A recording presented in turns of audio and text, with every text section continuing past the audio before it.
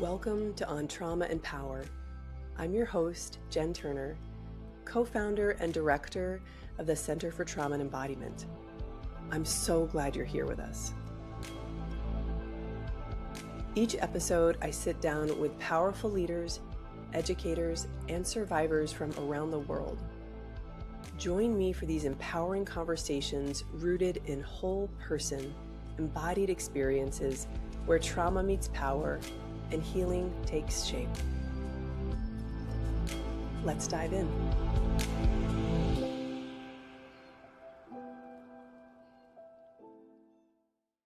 Hey, Elaine, thank you so much for joining us.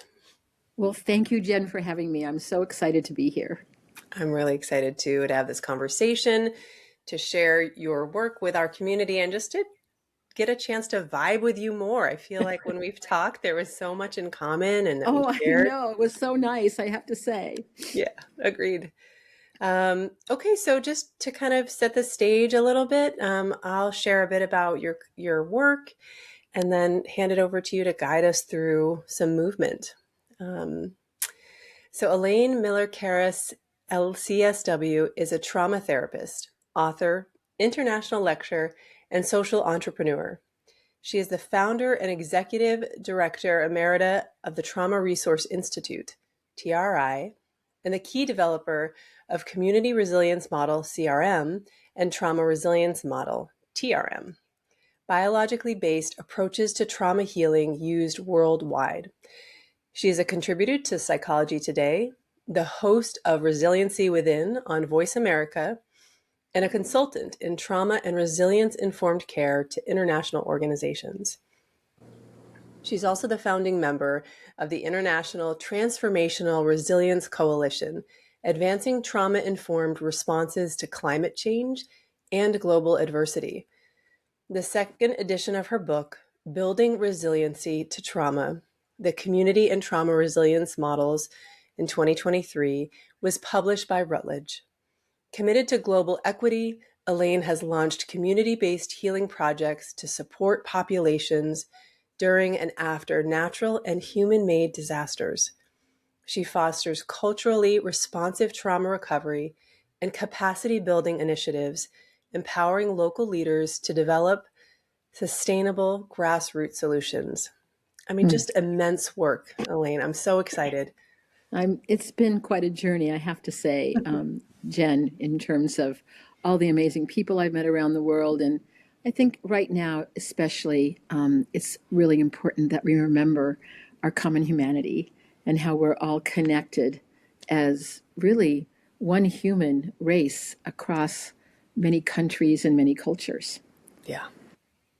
Agreed. And so with that, I thought I'd start with one of our skills of the wellness skills of the Trauma Resiliency Model and the one of the skills of the Community Resiliency Model, and it's called gestures. And it does involve movement, but I want to say a little bit about it before I share it with everyone. Is as I was traveling around the world, I found that there were many people that would make certain movements when they were talking about something that was dear to them or something that had great meaning. And I actually just put my hand to my heart just now. And that was one of the gestures I saw literally around the world. So when I was in China after the Sichuan earthquake, and I was talking to people through a translator about what was helping them get through this very traumatic time in their community, they often had an image of the Buddha around their neck, and they would touch this image and touch their heart at the same time, and they'd say, the teachings of Buddha. And then they would make a deep parasympathetic breath. I didn't direct it. It just came from asking and inviting the questions. When I was in the Central Plateau of Haiti after their terrible earthquake, I would ask the same question, and they'd say, oh, I've got Jesus right here in my heart. And they would touch their heart again at the same parasympathetic breath. When I was in Turkey, and I was working with people who were Muslim, and they were working on the border of Syria and Turkey, working with refugees coming from Syria during that terrible time that was happening about 10 years ago. And I'd ask the same question. And what would they say? The teachings of Allah. And they would touch their heart in the same way. So I noticed this movement of the hand to the heart. And then I started paying attention to all the different ways that people seem to help to stabilize their nervous system when they're feeling out of sorts. So my invitation today can be a gesture or a movement. And I'm going to invite you to think about a self-soothing movement or gesture that you may make, or that may be just like the stories that I just told. It may be connected to something that has great meaning to you. And then notice what your body wants to do. And I'm going to ask you to pay attention and to invite you to make that movement, whatever it may be. So I'm going to be quiet for just a few moments as you do that. I'm going to do it myself.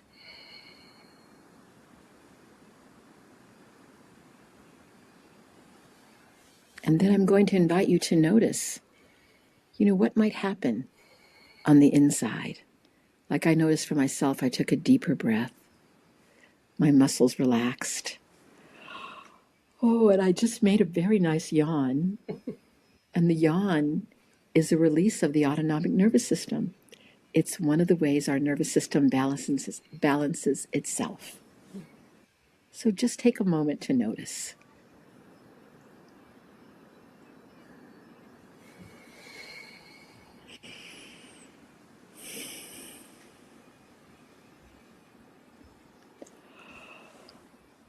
And there I go with the yawn again.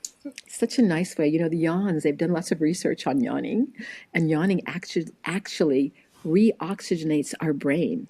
And so when we yawn, I remember I was told, oh, stop yawning, you're being rude. And actually yawning, my body was comforting itself. So now I love telling people that and sharing that information to say, oh, just notice the yawn. I'm a big yawner when my nervous system gets back into balance. So Jenn, would it be okay if I say something? Because I was Please. in your presence and noticing when I invited you, and you did something so beautiful. You put both of your hands on your heart. And this is another gesture I see as well. Sometimes I see it, and I don't like to interpret, but sometimes I see it when people may first put one hand on it, and then they start thinking in a deeper way about whatever is nourishing to them. And then oftentimes the other hand goes up. And I don't know if that was your experience or not, but it was beautiful to be in your presence as you were doing it, because I actually felt even more relaxed in myself as I witnessed your movements. It's so beautiful. I love that you name both that relational thing that happens too. But Yes. yeah, for me, what I was also noticing, like the second hand, it was like really holding myself, Yeah. Deeper. and I Ah. noticed today, like, I've had a little more tenderness around my emotions, and it just kind of felt like, Oh. all right, I'm right here with you. Like, I Oh. got you, babe. And that's sort of what I felt when I did that second hand. So Well, it's, I definitely felt it all the way from the East Coast to the West Coast. So how lovely is that? Well, hmm and there's that relational piece that is very connected to the models that I created, that we talk about mirror neurons, and that one regulated nervous system does help the other person in our presence become more regulated, because we're a feedback loop, right? And that's why if we're going to be helpful to others, it is good to pay attention to how we heal ourselves and bring ourselves into a greater state of balance. That's just going to help us be more present in this moment, and also more present in helping people that may have a harder time to Mm, kind of get into what we call that zone of well-being. absolutely. What I'm sort of always really curious about, and one of the things that we talk about with the work that we do at the Center for Trauma and Embodiment is around, what's it like, one, for a client or a person that's kind of receiving some kind of holding and care, to be in the presence of someone who takes responsibility for their body. We sort of use that language around, like, when I take ownership of my own nervous system, my own regulation, um, and the healing and the spaciousness that can create, or the potential for that. It sounds similar to sort of what you're saying in the sort of psychotherapy world in general, that I do wish was highlighted more, because to me, it's really the center of the work. It is the center of the work, and that's why we talk about, in both the community resiliency model and the trauma resiliency model, is the foundational piece is reading the nervous system. And there's we also can call it tracking, or I really love the term body literacy, Mm. that when we learn to pay attention to those sensations within our body that have to do with our well-being, they will grow. Many of us have been so focused, especially if we've had a lot of trauma, on those sensations that are connected to our distress. And sometimes some of us may feel that will never leave me. I'm broken. My body is just always racked in pain and discomfort. And what I love to say to people is that what I've learned is that you can lean into knowing that also is there, but you also can learn to cultivate your well-being. And I often use the metaphor, very simple. You may do the same thing, Jen. When we were talking, we had so many things in common. But I talk about a garden. Since I've gone all over the world, literally many places, most places in the world have gardens. And when I ask this question, I go, well, are there weeds in your gardens like they are in California? People will say, oh, yes, we have weeds in our garden. And sometimes people will say, but weeds can be medicinal. I said, I know. And it's oftentimes important to know that the weeds are there. But what if that's all we watered in our garden? They go, well, what would happen to our vegetables or our flowers? They wouldn't grow the same way, right? So I said, well, think about our body as that embodiment of well-being. And yes, it can embody distress as well. But if we think about it as a metaphor of the garden, we can, with intention and awareness, and I know that's some of the work that you do as well, right?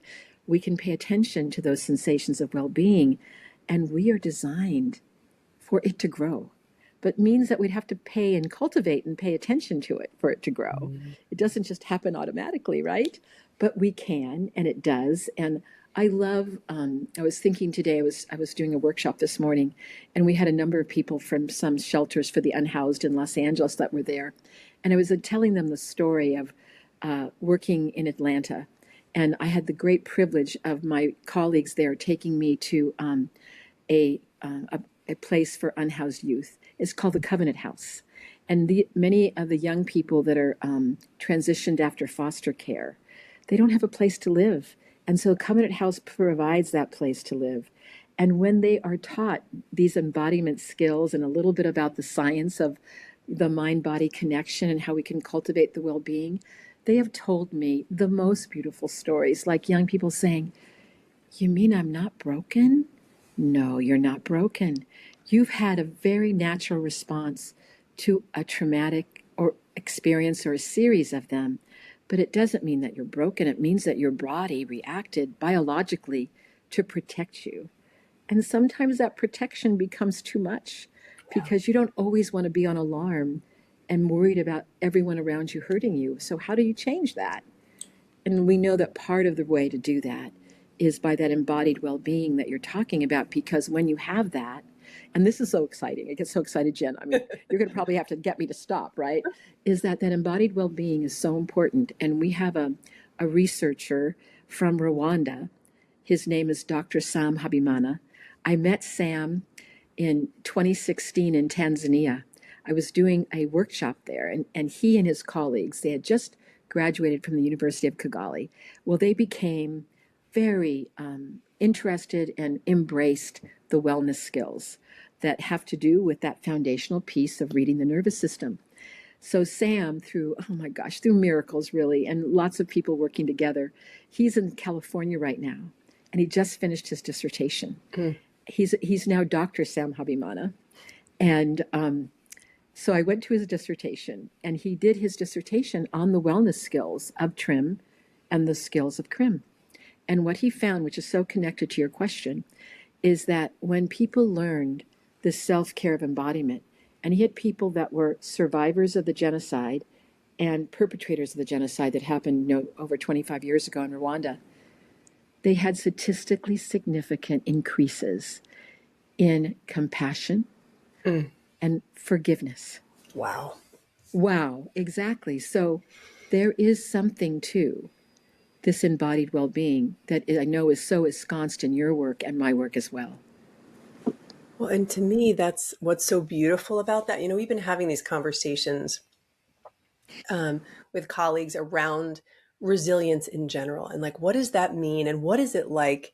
And forgiveness is reminding the word resilience sometimes is a word, or even just a way that we think about people as like, well, you can endure things, right? And it's almost like a word that at times can be used and weaponized against folks It by absolutely can. perpetrators, right? And or people or systems or structures. It's like, in the military, let's say, we hear that a lot. It's like, oh, this person's so resilient, meaning that they can continue to be exposed to trauma. Well, and And they have a resiliency training that's cognitive based, that right, doesn't necessarily deal with the body, right. right? And so I think about the same thing as like forgiveness, right? That forgiveness is another thing that when on the outside, if someone's like, you should forgive, or let's work toward forgiveness, like that so much harm can happen. Same thing with resilience in a way. Like, you're so resilient, or how can you be more resilient? But when it comes from within, it is so Different. potent, right? It's so different when we can discover it and feel it and identify it.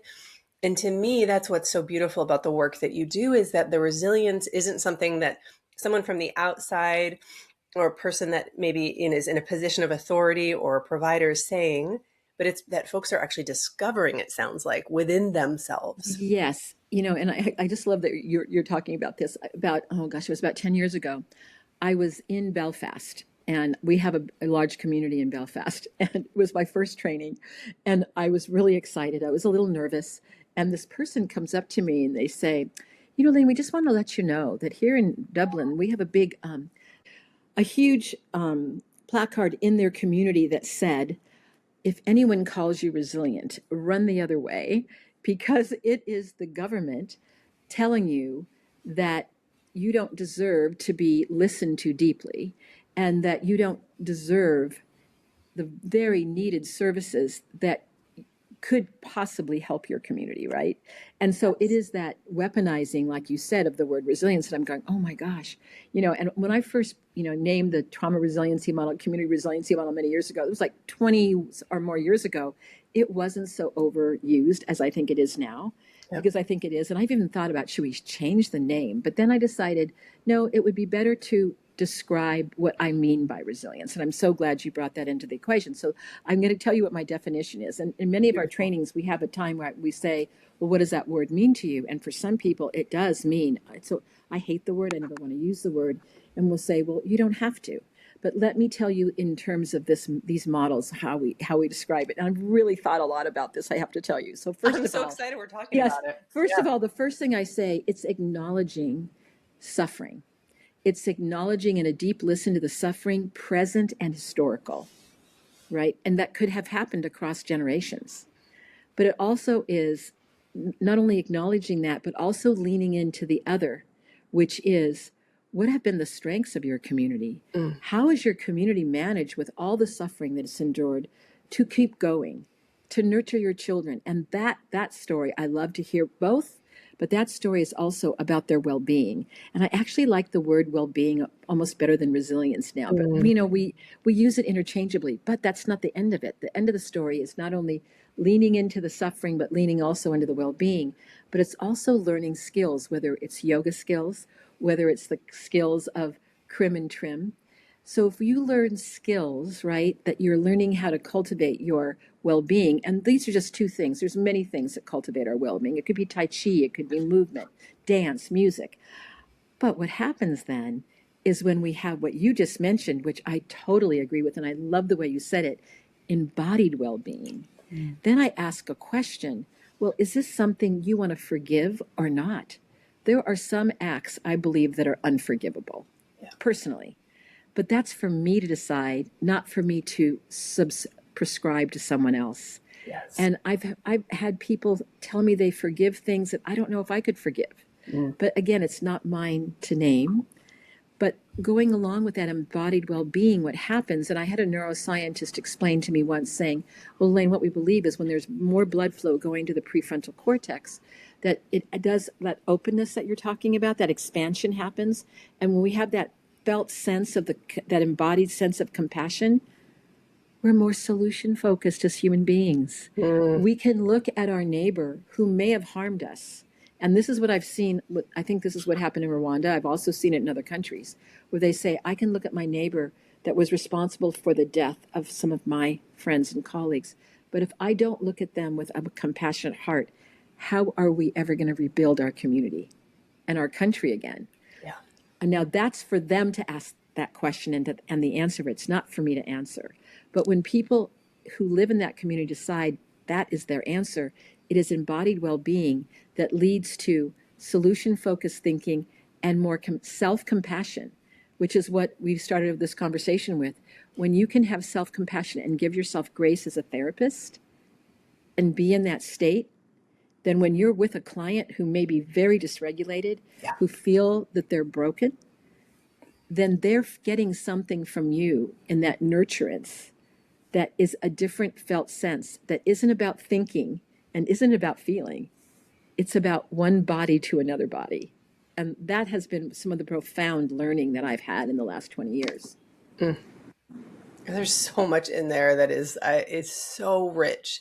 And I think when you're describing also, and I so appreciate you just sort of like diving into this resilience conversation, because it really is so powerful. And I think what stands out to me as you were describing even some of the work that you've done where you're interacting with people and helping them to discover the practice you led us through, it's like, what are the gestures and the things that you can do? And you just mentioned this as well, like not prescribing, right? And I Yeah. think that to me is sometimes really missed in this work. It's like somatic work or even like, therapeutic work. Yes.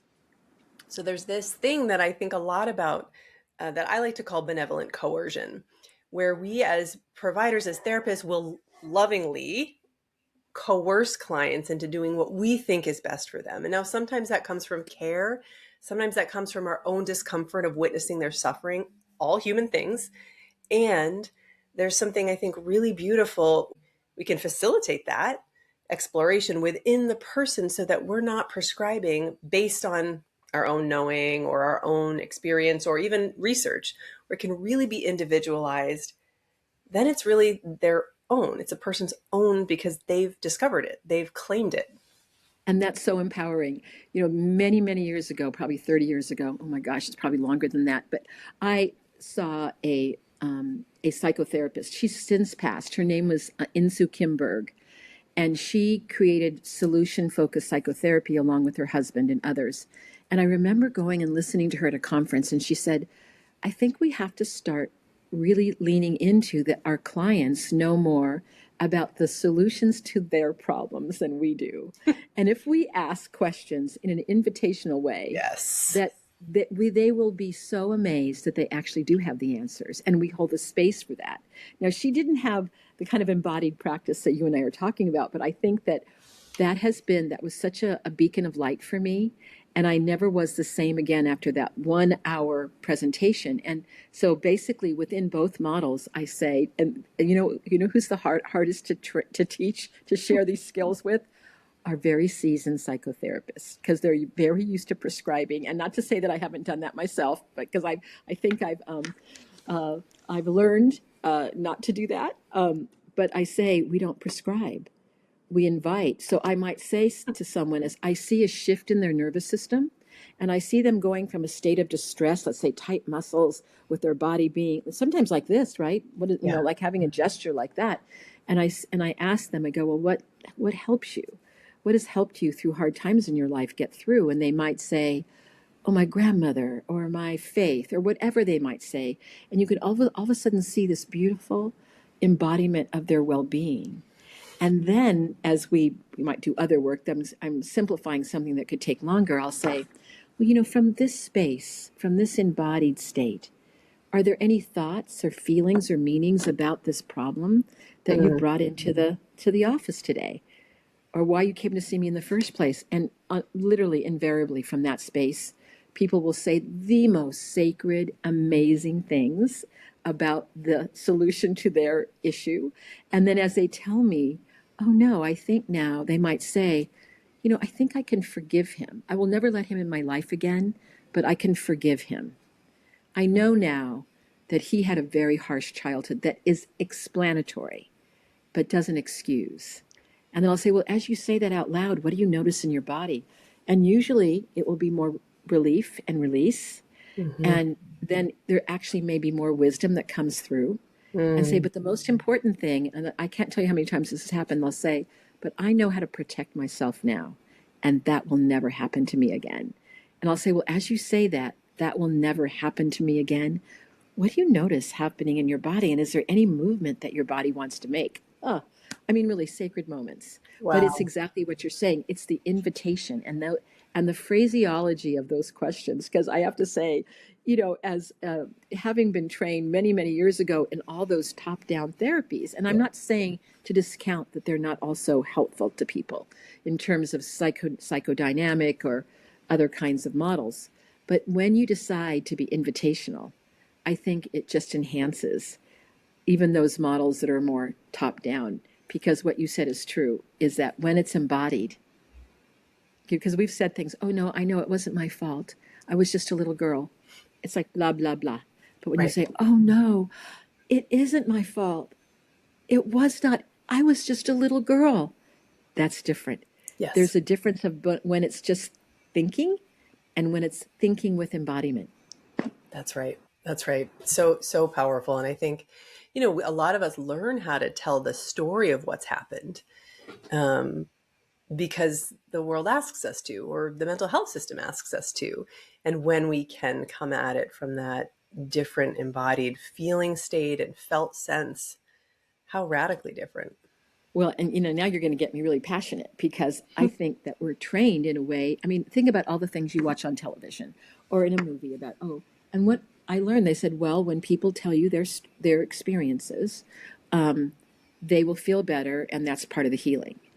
For some people, not for everyone. That's right. And that's the really, I mean, I learned that I didn't have to know anything about what happened to someone to work with the body.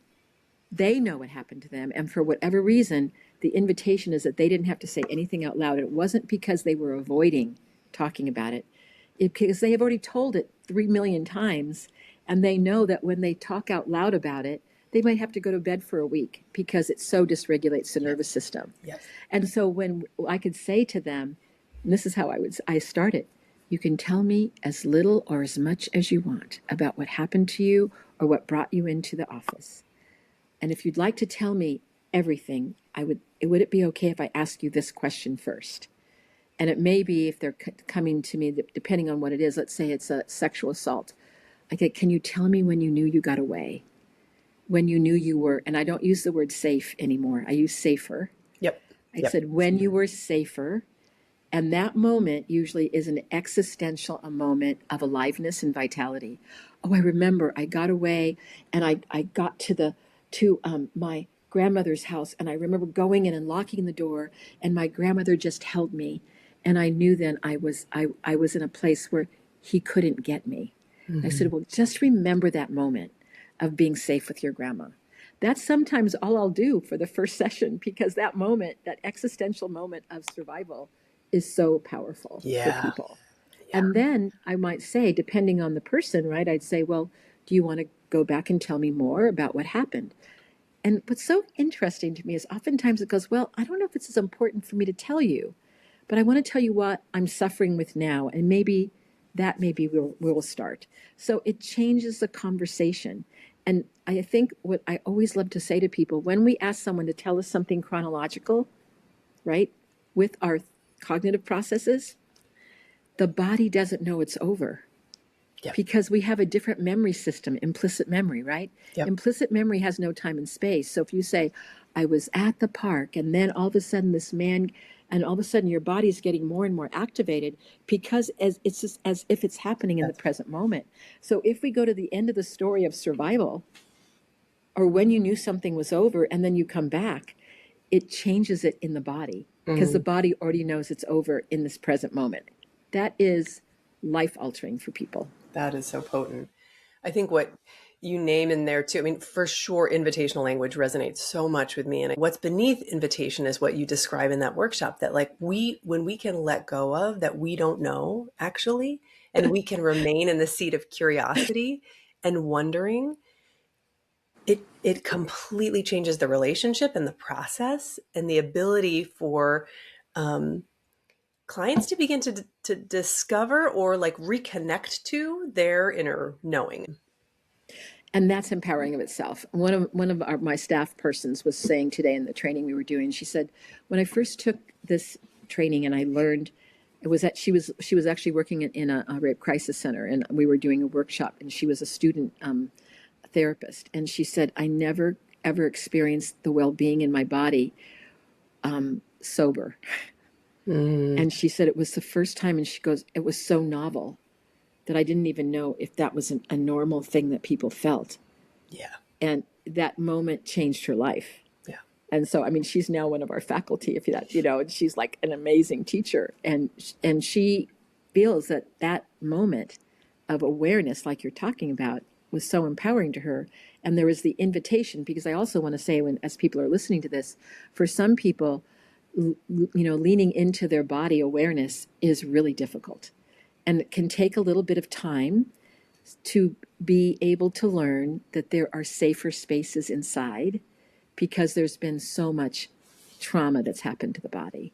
And so we work very carefully and cautiously, and often first work outside the body, not inside yet, even though it's interconnected. So, for example, in my office, I'd have this really beautiful bowl, and it has all different rocks in it. Soft rocks, hard rocks, cool rocks, hearts and shapes, craggy rocks, scratchy rocks, smooth rocks. And I'd say, well, can we just kind of explore and be curious, like you're saying, about just the sensory awareness? So let's just kind of play with the rocks and see what you notice. Is it, soft? Is it hard?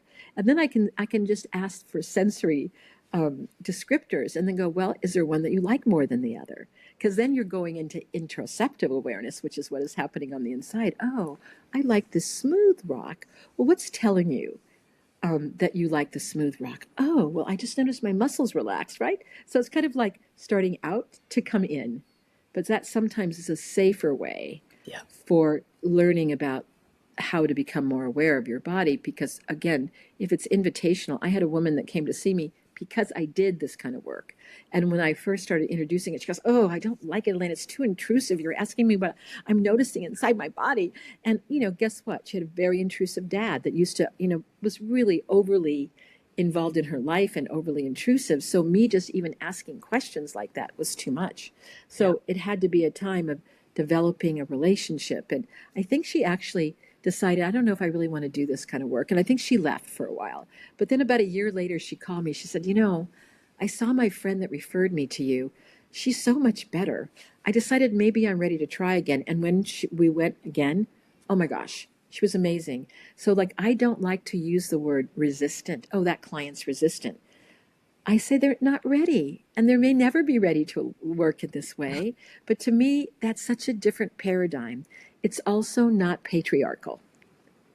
It comes from a different space of not being ready, which is so much more engaging and embracing of being with someone, kind of person to person, rather than, I know more than you do.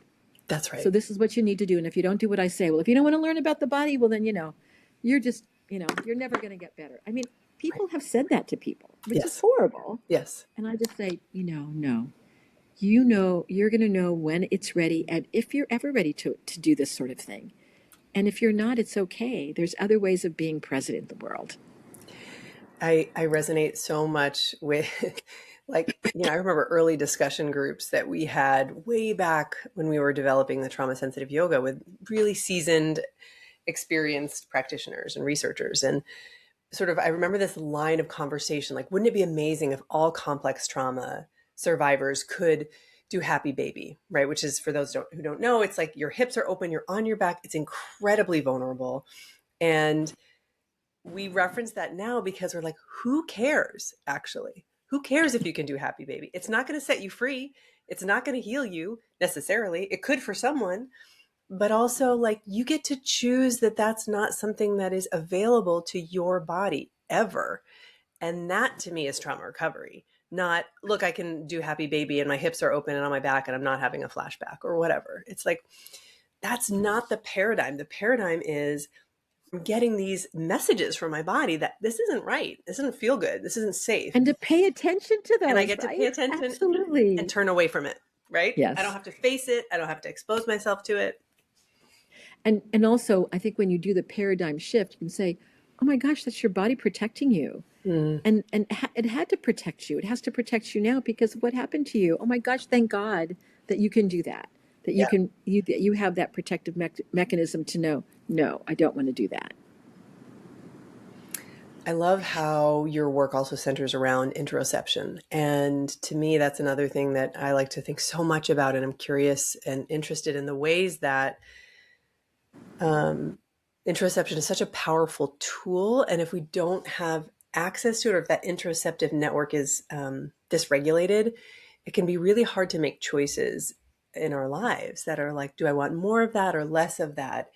Does this person give me the ick, or do they actually feel okay to be around? Like, so much of that comes from our interoceptive awareness. Well, and I And think we've yeah, been taught to doubt it. I say, yes, we have a gut for a reason. If you say, in my gut, I just feel it's not right. I go, well, then, that gut is telling you something. What is it that you want to do? Do you want to do this, or is there something else? Or maybe you're not even ready to even think about choices at this point. But our gut is, they call it the second brain, right? That it directs us, and that ick factor, right? I mean, I think that's the whole, the polyvagal theory. When I first read about it, even though it seemed very dense and hard to understand, I think I understand it better now. But I think that was that when we go, I remember going into a movie theater and sitting, and someone coming in and sitting next to me. I don't know that person from Adam, and yet I didn't want to sit next to that person. There was something that said to me that person wasn't right. And mm, I would get up and I would move, but sometimes we don't move, right? And when we don't move is when we can put ourselves in places of danger. And we know, if you've had complex trauma, we sometimes don't know what's safe and what's not safe. right. And that's where this increased body awareness and what you're talking about is so essential, is that we can learn to say no, and we can say, oh, well, I guess I can trust that gut and I want to move, Yes, or I don't want to do happy baby, no matter how wonderful people think it is, yes, because I'm too open and vulnerable when I do that. yes.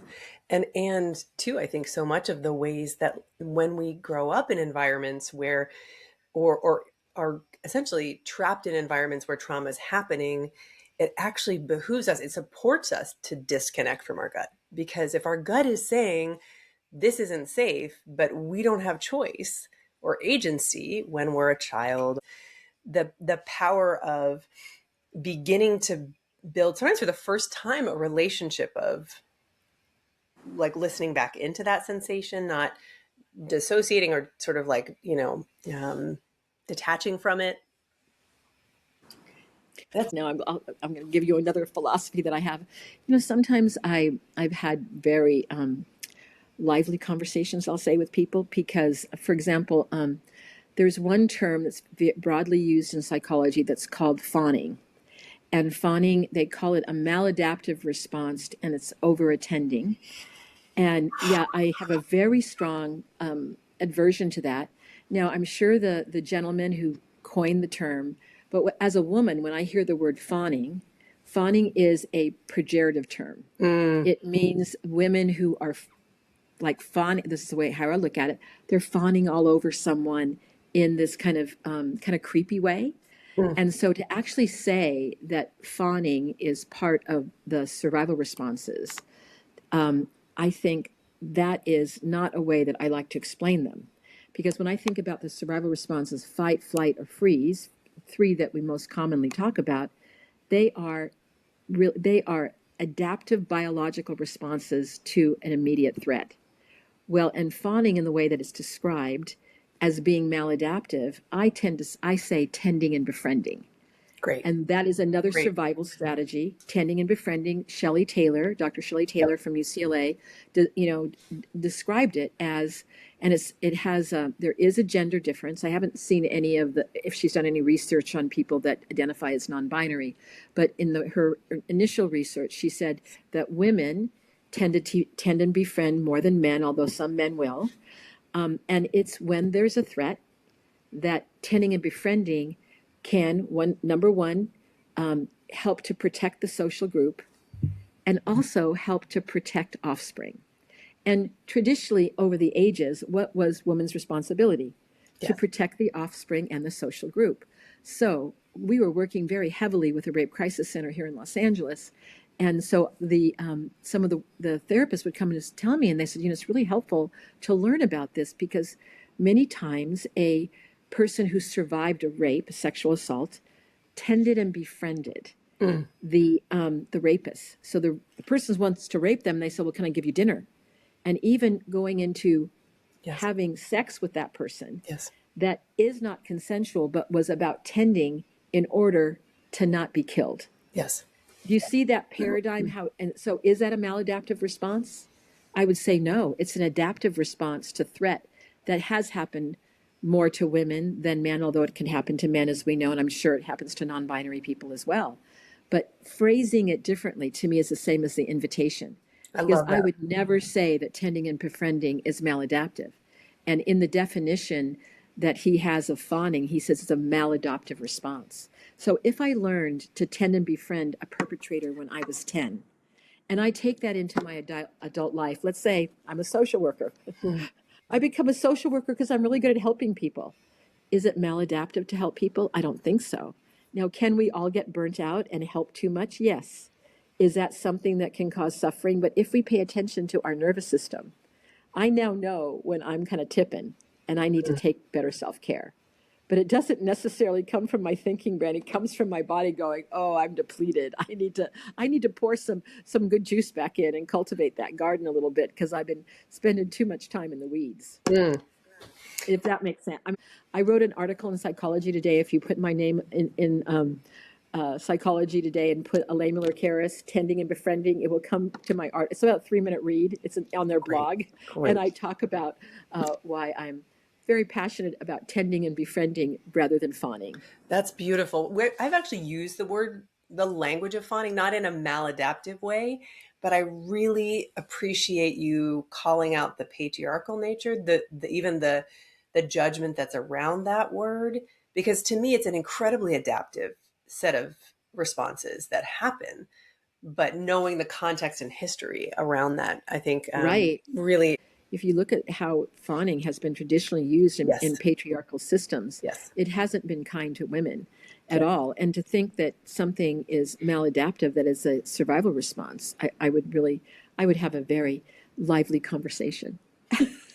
Well, I could have a lively conversation around the word maladaptive in general. I think that we Yes, waste a lot of time and energy in practice, in the work of labeling these things, and then it becomes a moral issue that doesn't have to be. It's like, for example, substance use. Substances are very potent. Like they do get the job done of numbing us, of changing the way that we feel. I understand that there's fallout from that. And when we start to layer on the morality around it, like how are we moving forward other than just replicating the pattern of you're bad, you're not enough, you're making wrong choices, whatever. That is you're also, broken. yes, You're broken. yes, So that's why if we take this paradigm shift, and I talk about a paradigm shift, and I talk about it in this way. We have conventional thinking, right? The conventional thinking is if somebody does something that we say, "Oh, that's bad or maladaptive," oh, we got to punish that person. that's Maybe right. it be a kid at school that pushed another kid down, or it could be things that end up person they go to jail. We have a prison system based on this conventional thinking. They need to be punished. But this is what I loved about trauma informed, because trauma informed opened up a whole other awareness. What happened to that person? So instead of saying, "Oh, you need to be punished," well, let's find out what happened. Because maybe if we know what happens, we might be able to think about ways that we can help that person look at their behavior in a different way Yes. that may actually change the trajectory of their life. But what also, I went a step further that many people are doing, and I like to say trauma and resiliency informed. And so, and my definition of Yes. resiliency. You could even say well-being informed if you don't like the word resiliency. But what does that mean? Well, tell us about your strengths. Yeah. Tell us what helped you get through that, or what, who in your life or what in your life is uplifts you. Oh, I love to hear those kinds of experiences. It's really always nourishing, but it doesn't mean not paying attention to what happened to you. But then there's also kind of the fourth lens, and that's the reflection. The Mm. reflection that, oh, if it's true that I'm now trauma and resiliency informed, how does that change me? Hopefully that means I'm a more invitational person, that I wouldn't use the word, let's say, maladaptive, because I would do a deep listen and try to say to someone, "Oh, in this compassionate way. Hmm. Something happened to you, and let's talk about ways that you've already come to know about yourself that help you. And is there any way that our conversation can maybe put some illumination on other things that you could do to continue that pathway? Mm-hmm. Such Because a I think, different approach. Yes. because I think that there's, that we can be mentors to people. And that doesn't come from a place of, I know more than you do, but that I can also, I like to use the word guide. That I can be your guide. I can show there's a flashlight I have in my hand. Oh, look at, did you know that you could go that way? Yes, that's And right. so Yep. it's like that way, you maybe you can go that way or you can't go that way. But, part of my journey, and I think I shared this with you, Jen, is I was a Lamaze teacher before I became a therapist. And I was a Lamaze teacher and I was a doula. And so what I did with people, as you know, with doulas, is I helped guide women during one of the hardest physical experiences of their life. Yeah. And that doesn't mean they didn't have medication. I mean, sometimes that was the case. Sometimes they ended up as a cesarean, sometimes not. But I learned that even with really painful experiences, that you could be there by a person's side, giving them ideas, suggesting things that might ease the load of what they were experiencing. And I see myself as a trauma therapist in that way. Is there a way to ease the load of that you don't have to carry it yourself, that you now shared it with, or parts of it with another person if you want to share it, or even say, the empowerment of saying, you don't have to tell me, but I can still help you. So we can start with whatever you notice happening in the body, and that's our starting point. Yeah. Yeah. Sometimes when I get asked, like, what sort of to succinctly talk about what is trauma healing, what does it look like? And sometimes I think about it as just helping folks to expand their capacity to bear the burden of their traumas. So they expand their resources, their capacity to hold that, to feel their bodies.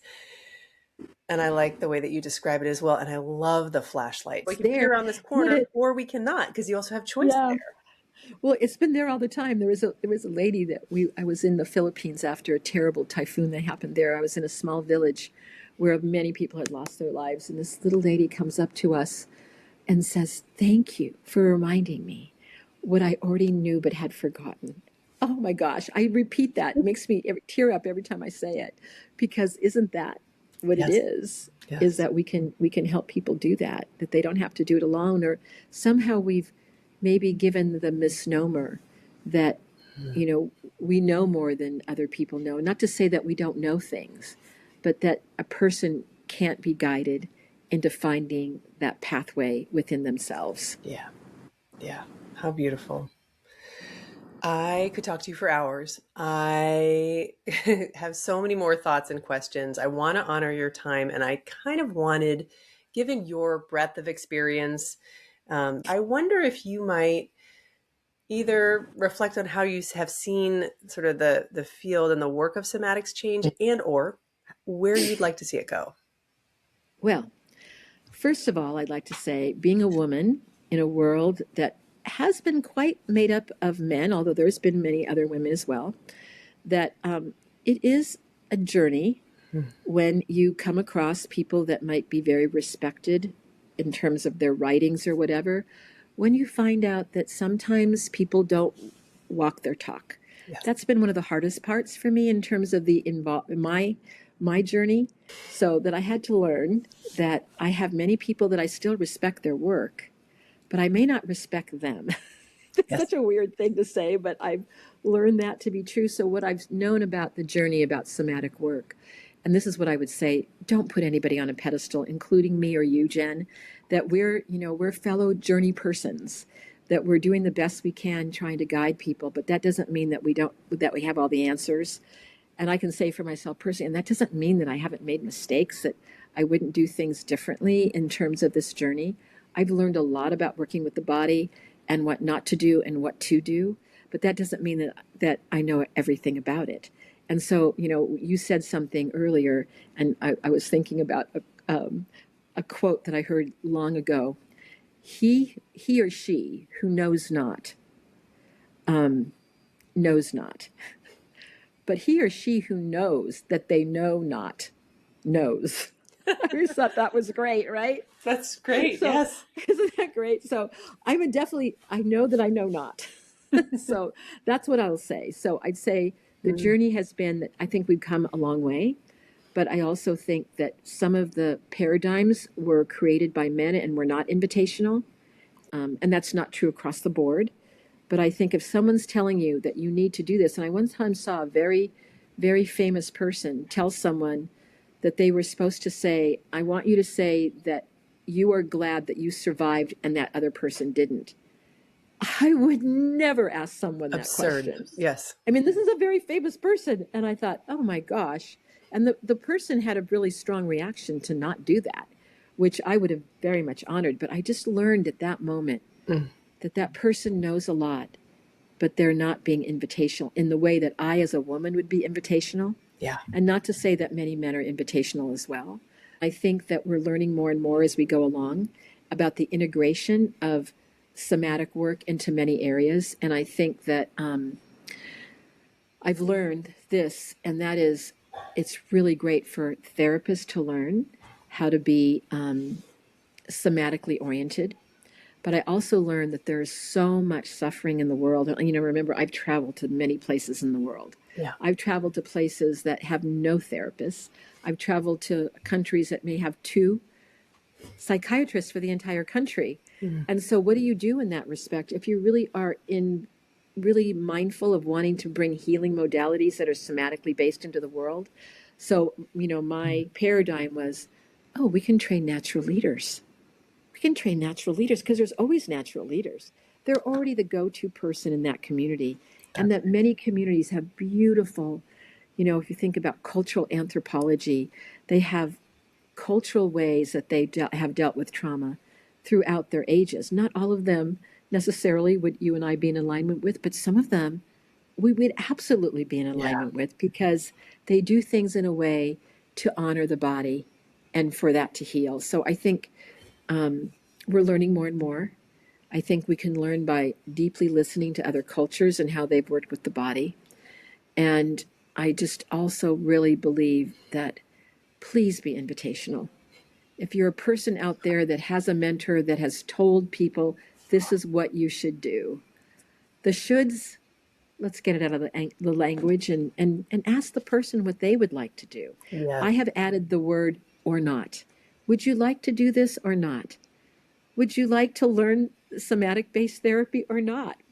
If there's an or not, when we've had trauma, all choice was taken away. Yep. So even with the somatic interventions, be invitational. And then the other thing I often say, and I say this at the end of my talk show all the time, is remember what else is true. I Mm, mean, it's such a simple question, but sometimes we do get stuck with all the negative things that have happened to us. It can be like a magnetic pull to think about what else is true. mm, But I started asking this question after reading Dr. Richard Davidson's work from University of Wisconsin when he talked about that we had a generosity circuit in our brain.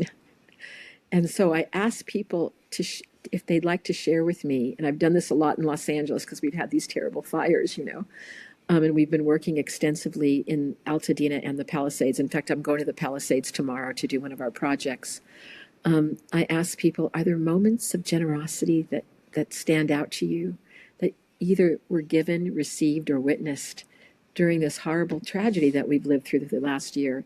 And I have to tell you, they've been tears in my eyes that have mm. been sweet tears and tears in other people's eyes. And you can almost see their nervous system light up by just asking a question that has to do with generosity, but also is connected. I don't always say to someone, and what do you notice on the inside?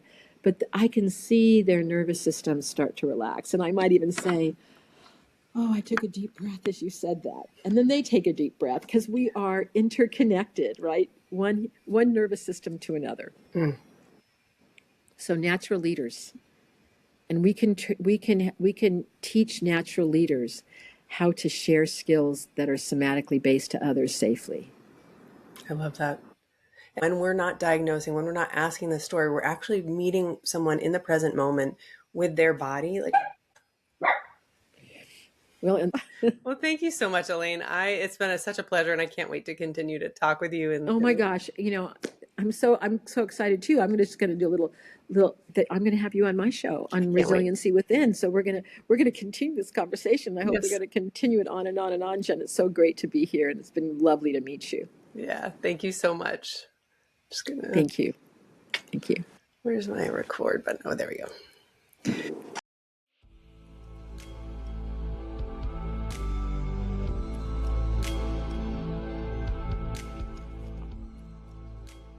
Thank you for joining us for this week's episode of On Trauma and Power. If this conversation resonated with you, or you want to hear more, we'd love for you to subscribe, share, or leave a review. Your support helps these stories reach more people.